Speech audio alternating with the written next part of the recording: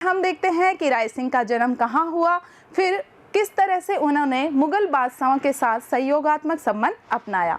तो यहाँ देखिए ये राजस्थान का मानचित्र दिखाया गया है और राजस्थान के मानचित्र में यहाँ पश्चिम की तरफ है ये बीकानेर। तो बीकानेर में जन्म होता है राय सिंह का और कल्याणमल राठौड़ के ये पुत्र होते हैं। आगे जब हम बात करते हैं मुगलों के साथ इनका किस तरह से संबंध रहा, तो जैसा कि मैंने आपको बताया 1570 ईस्वी में अकबर के द्वारा नागौर दरबार का आयोजन किया गया था। यहाँ देखिए ये नागौर है। 1570 ईस्वी में अकबर के द्वारा नागौर दरबार का आयोजन किया गया, जिसमें राजस्थान के जो महत्वपूर्ण शासक थे उन्होंने इस दरबार में उपस्थित होकर अकबर की अधीनता स्वीकार की थी। जैसे जैसलमेर के जो हर राय सिंह थे वो भी नागौर दरबार में आए, उन्होंने अकबर की अधीनता स्वीकार की। इसी तरह से यहाँ पे जो जोधपुर के शासक थे चंद्रसेन, जिनके बारे में हमने पिछले वीडियो में जानकारी प्राप्त की थी, तो यहाँ चंद्रसेन भी आते हैं और चंद्रसेन के जो दो भाई थे वो राम और उदय सिंह, वो भी यहाँ दरबार में आते हैं। लेकिन चंद्रसेन यहाँ पर अपने भाइयों को पहले से ही उपस्थित देखकर और अकबर का भेदभावपूर्ण व्यवहार देख करके क्या करते हैं, वापस ही बिना मिले अकबर से वापस लौट जाते हैं। इसी के साथ ही यहाँ पे कल्याणमल जी भी आते हैं अपने दोनों पुत्रों के साथ, राय सिंह के साथ और जो दूसरे पुत्र होते हैं पृथ्वीराज राठौड़ उनके साथ, और यहाँ आकर के अकबर की अधीनता स्वीकार कर लेते हैं। तो अकबर क्या करते हैं, अकबर इनके दोनों पुत्रों को, किस किस को, राय सिंह जी को और दूसरे पुत्र पृथ्वीराज राठौड़ को, उनको मुगलों की राज सेवा में ले लेते हैं। जिसमें हम आगे देखेंगे कि पृथ्वीराज राठौड़ को वो राजकवि के रूप में नियुक्त करते हैं और जो राय सिंह होते हैं उनको अपनी सेना में, मुगलिया जो सेना होती है उसमें शामिल करते हैं। कुछ ही समय के बाद क्या होता है कि राय सिंह अकबर के बहुत ही विश्वास पात्र बन जाते हैं और अकबर उनको महत्वपूर्ण अभियानों पर भेजना शुरू कर देते हैं। इसी तरह से उनको एक महत्वपूर्ण पद दिया जाता है 1572 ईस्वी में। जैसा कि हमने राव चंद्रसेन को पढ़ते वक्त देखा था कि जब राव चंद्रसेन नागौर दरबार में बिना अकबर की अधीनता स्वीकार किए हुए वापस लौट आते हैं, तो इससे नाराज होकर के अकबर, एक तो ये कारण था मेन, है ना। इसी के साथ ही राम ने भी जाकर अकबर से गुहार लगाई थी, जो बड़ा भाई था राम, कि राज सिंहासन पे तो मेरा अधिकार है, मैं बड़ा भाई हूँ, फिर चंद्रसेन क्यों बैठा हुआ है। तो ये कुछ कारण थे जिनसे अकबर ने क्या किया, अकबर ने चंद्रसेन के ऊपर आक्रमण करने के आदेश दिए। साथ ही किसको, चंद्रसेन को मारवाड़ से सहायता नहीं मिले, इसके लिए उन्होंने क्या किया, जो अपना खास आदमी था, और खास आदमी कौन था उनका, राय सिंह। तो राय सिंह को उन्होंने जोधपुर का क्या नियुक्त कर दिया, जोधपुर का प्रशासक नियुक्त कर दिया, मारवाड़ के क्षेत्र का उनको प्रशासक नियुक्त कर दिया। कब नियुक्त कर दिया, 1572 में। बहुत ही इंपॉर्टेंट क्वेश्चन है ये। 1572 में इनको मारवाड़ का प्रशासक नियुक्त कर दिया। हालांकि 1574 में क्या होता है, कल्याणमल जी की मृत्यु हो जाती है। तो 1574 में राज सिंहासन बीकानेर का किसके पास आ जाता है, राय सिंह जी के पास आ जाता है। लेकिन 1574 से पहले ये महत्वपूर्ण अभियानों में अकबर के साथ भाग ले चुके थे। जैसे 1572 ईस्वी में इन्होंने क्या किया, जोधपुर के प्रशासक की भूमिका निभाई। फिर 1573 ईस्वी में क्या किया, जो एक गुजरात के क्षेत्र में मिर्जा बंधुओं ने क्या कर दिया था, विद्रोह कर दिया था, ठीक है, कठौली के क्षेत्र में, तो इन्होंने इन विद्रोह का दमन किया।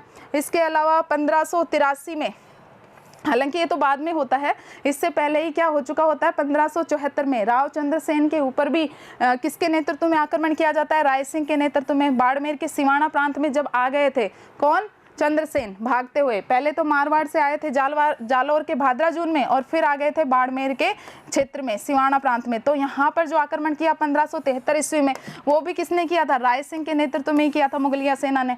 मतलब ये सब हम इसलिए समझ रहे हैं क्योंकि जैसे हमारी बुक का टॉपिक है, क्या है कि राजपूत जो राजा है, राजस्थान के जो महत्वपूर्ण राजा हैं, उनका मुगल सत्ता के साथ किस तरह का संबंध रहा, सहयोग का संबंध रहा या प्रतिरोध का संबंध रहा। तो मेन वो ही डिस्कस करना है कि ये राजा थे और उनका उस समय की सत्ता के साथ, मुगल सत्ता के साथ किस तरह का संबंध था। तो राय सिंह का हमने देखा कि उनका बहुत ही सहयोगात्मक संबंध था। कैसे संबंध था कि एक तो अधीनता स्वीकार करते हैं, और जब से अधीनता स्वीकार करते हैं, ठीक है, 1570 में अकबर के दरबार में उपस्थित होकर तब से लेकर के अपने अंतिम समय तक ये उनकी मृत्यु होती है। आगे हम पढ़ेंगे बुरहानपुर में मध्य प्रदेश में, तो वो भी एक अभियान के तहत भेजे गए थे वो मध्य प्रदेश में दक्षिणी क्षेत्रों में। तो वहाँ मतलब अपनी मृत्यु तक इन्होंने क्या किया, मुगल शासन के प्रति अपनी निष्ठा निभाई। ये कहा जाता है कि मुगल दरबार में मान सिंह के बाद जो दूसरा स्थान आता था ना, वो बीकानेर के राय सिंह का ही आता था। और वो हमें अच्छे से समझ में आ गया इस मानचित्र के माध्यम से कि किस तरह से नागौर दरबार में अधीनता स्वीकार करते हैं, फिर यहाँ जोधपुर के प्रशासक की भूमिका निभाते हैं। फिर 1573 ईस्वी में क्या करते हैं, कठौली में मिर्जा बंधु का जो विद्रोह था उसका दमन करते हैं। फिर उसके बाद क्या करते हैं, यहाँ चंद्रसेन के विद्रोह को दबाने की कोशिश करते हैं, हालांकि वो सफल नहीं हो पाते हैं, चंद्रसेन को नहीं पकड़ पाते हैं। उसके बाद 1583 में जो दतानी का युद्ध होता है, उसमें देवड़ा सुल्तान के खिलाफ मतलब उनके विद्रोह को शांत करने के लिए ये क्या करते हैं, इस युद्ध में भी शामिल होते हैं, दतानी के युद्ध में जगमाल के साथ। ठीक है, तो ये हमने संक्षिप्त में देखा। अब हम विस्तार पूर्वक देखते हैं कि इनका जन्म कब हुआ और कहाँ के ये शासक नियुक्त हुए। तो राय सिंह जैसा कि हमने पढ़ा बीकानेर के राव कल्याणमल राठौड़ के पुत्र थे। इनका जन्म हुआ 1541 ईस्वी में। कब जन्म हुआ, 1541 ईस्वी में। कल्याणमल के जैसा कि मैंने बताया दो पुत्र थे, राय सिंह और पृथ्वीराज राठौड़। 1570 में, ये इंपॉर्टेंट क्वेश्चन है आपके जीके के हिसाब से भी और एग्जाम के हिसाब से भी, अपने जो 10th के बोर्ड के एग्जाम हैं उसके हिसाब से भी, कि इन्होंने नागौर दरबार में उपस्थित होकर के क्या किया था, अकबर की अधीनता स्वीकार कर ली थी। किन्होंने, कल्याणमल जी ने, जो उनके पिताजी थे कल्याणमल जी, और ये बीकानेर के पहले शासक थे जिन्होंने अकबर की अधीनता स्वीकार की थी। तो ये अपने साथ अपने दोनों पुत्रों को भी ले गए और ये दोनों पुत्र भी अब किस में आ गए, मुगलिया सेवा में आ गए। तो राय सिंह तो क्या हुआ, अकबर की शाही सेना में शामिल कर लिया गया और बहुत जल्द ही उनका विश्वास पात्र बन जाता है।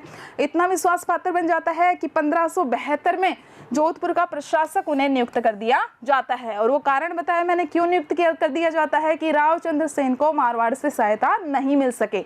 ठीक है, फिर उसके बाद जो राव कल्याणमल के दूसरे पुत्र होते हैं पृथ्वीराज राठौड़, वो अकबर के दरबार में राजकवि के तौर पे नियुक्त होते हैं। ये वो ही पृथ्वीराज राठौड़ है जो आगे चलकर एक महत्वपूर्ण रचना लिखते हैं। क्या होता है उनकी रचना का नाम, बेली किशन रुक्मणी री। कौन सी रचना इन्होंने लिखी, बेली किशन रुक्मणी री। ठीक है, तो ये किसके भाई होते हैं, राय सिंह के भाई होते हैं। कौन, पृथ्वीराज राठौड़।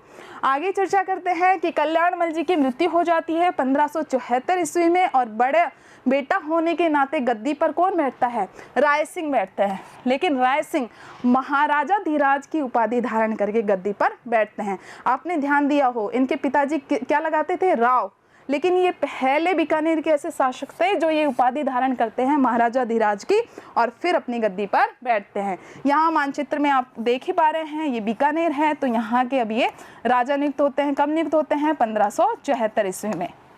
कौन, राय सिंह जी। आगे बढ़ते हैं कि राय सिंह दो मुगल बादशाहों की सेवा में रहे। पहले बताया मैंने कौन कौन से मुगल बादशाह, अकबर और जहांगीर। जहांगीर के तो ये बहुत ज़्यादा विश्वास पात्र थे। आगे हम पढ़ेंगे कि जहांगीर के समय में जब उनके पुत्र खुसरो के द्वारा विद्रोह किया जाता है ना, तो जो आगरा है, आगरा को किसके भरोसे छोड़ के जाते हैं, वो राय सिंह के भरोसे ही छोड़कर जाते हैं। तो मुगल दरबार में मान सिंह के बाद दूसरा स्थान किसका आता था, बीकानेर के राय सिंह का आता था। महाराजा राय सिंह ने अब वो अभियान बता रखे हैं जिनमें इन्होंने क्या किया, जो मुगल शासक थे उनके आदेशों की पालना करते हुए सहयोग दिया। तो 1573 में क्या होता है, यहाँ ये भारत का मानचित्र है, ये आप देख पा रहे हैं, ये अपना राजस्थान है और ये है यहाँ पर गुजरात। तो गुजरात के क्षेत्र में कठौली में क्या होता है, मिर्जा बंधु होते हैं। 1573 ईस्वी में वो विद्रोह कर देते हैं। और मिर्जा बंधु कौन होते हैं, इब्राहिम हुसैन मिर्जा और मोहम्मद हुसैन मिर्जा। तो ये विद्रोह कर देते हैं। तो इनके विद्रोह को दमन करने के लिए किसे भेजा जाता है, राय सिंह को भेजा जाता है। तो ये इब्राहिम मिर्जा का पीछा करते हैं और कठौली नामक स्थान पर उसे हरा देते हैं और इनके विद्रोह का क्या कर देते हैं, दमन कर देते हैं। इसी के साथ ही राव चंद्रसेन का भी अकबर पीछा कर रहे थे, क्योंकि राव चंद्रसेन अकबर की अधीनता स्वीकार नहीं कर रहे थे। और जैसा कि हमने देखा कि जोधपुर से भाग करके वो शरण लेते हैं जालौर में या भादरा जून में, और जब अकबर की सेना भादरा जून आती है तो वो पहुंच जाते हैं बाड़मेर के सिवाना में। तो बाड़मेर के सिवाना में आकर के ये किसे करते हैं? 1574 ईस्वी में अकबर राय सिंह को उनका दमन करने के लिए भेजते हैं। किसका? चंद्रसेन का। लेकिन होता क्या है, वो सफल नहीं हो पाते हैं।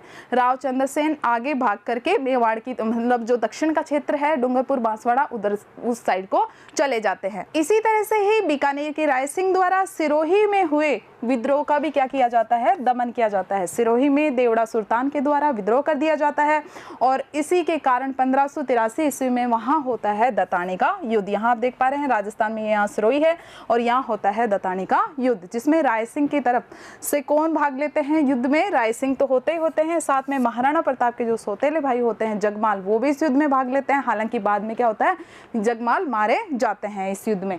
लेकिन 1583 में इनके द्वारा ये महत्वपूर्ण कार्य भी संपन्न किया जाता है। इसके अलावा उन्हें लाहौर, कंधार व दक्षिण भारत के अभियानों की भी जिम्मेदारी मुगल शासकों के द्वारा प्रदान की जाती है। ये आप देख पा रहे हैं, यहाँ लाहौर पे भी अभियान पर गए थे, कंधार भी गए थे, इसके अलावा दक्षिण में भी इनके ऊपर अभियान की जिम्मेदारी दी गई थी, साम्राज्य विस्तार की जिम्मेदारी दी गई थी। इसी के साथ ही जैसा कि मैंने बताया, खुसरो के द्वारा जब विद्रोह कर दिया गया था, तब जहांगीर के द्वारा क्या किया गया था? आगरा की रक्षा का दायित्व किसके ऊपर सौंपा गया था? आगरा की रक्षा का दायित्व बीकानेर के राय सिंह को ही सौंपा गया था। अकबर ने राय सिंह से प्रसन्न होकर उन्हें जूनागढ़ प्रदेश, शमशाबाद और नूरपुर की जागीर दी थी, साथ ही राय की उपाधि भी प्रदान की थी। ठीक है, उनकी सेवाओं से खुश होकर के, किसकी सेवाओं से? राय सिंह जी की सेवाओं से संतुष्ट होकर अकबर ने न केवल उनको राय की उपाधि प्रदान की थी, अपितु उनको शमशाबाद, नूरपुर और जूनागढ़ प्रदेश की भी जागीरें प्रदान की थी।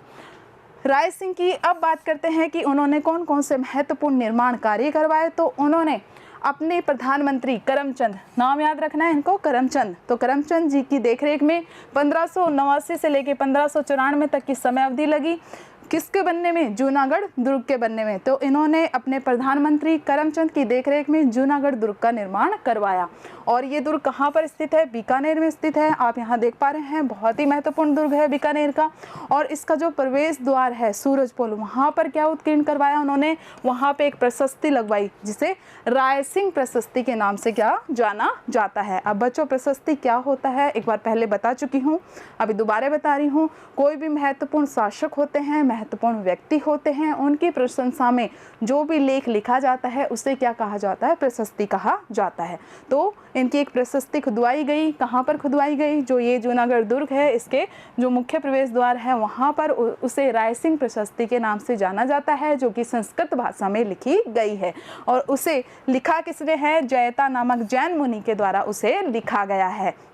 आगे बढ़ते हैं बच्चों कि राय सिंह स्वयं क्या थे? साहित्यकार थे। उनके द्वारा कई महत्वपूर्ण रचनाएं लिखी गई, जिनमें सबसे ज़्यादा महत्वपूर्ण है राय सिंह महोत्सव और ज्योतिष रत्नाकर। इंपॉर्टेंट है एक नंबर के हिसाब से कि राय सिंह की दो महत्वपूर्ण रचनाएं बताइए। तो कौन कौन सी रचनाएं हैं? राय सिंह महोत्सव और ज्योतिष रत्नाकर।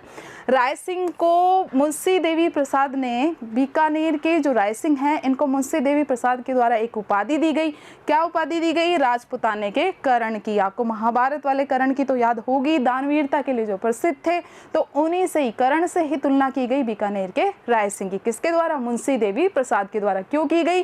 क्योंकि बीकानेर में जब अकाल पड़ रखा था तो उन्होंने क्या किया? जगह जगह पे सदाव्रत खुलवाए, अपनी प्रजा के कल्याण के कार्य किए, पशुओं के लिए चारे पानी की व्यवस्था की। तो उनकी दानवीरता के कारण उनकी तुलना की किससे? कर्ण से। और किसने की? मुंशी देवी प्रसाद ने। इंपॉर्टेंट क्वेश्चन है अपना एक नंबर का कि मुंशी देवी प्रसाद ने राजपुताने का कर्ण किसे कहा है? तो किसे कहा है?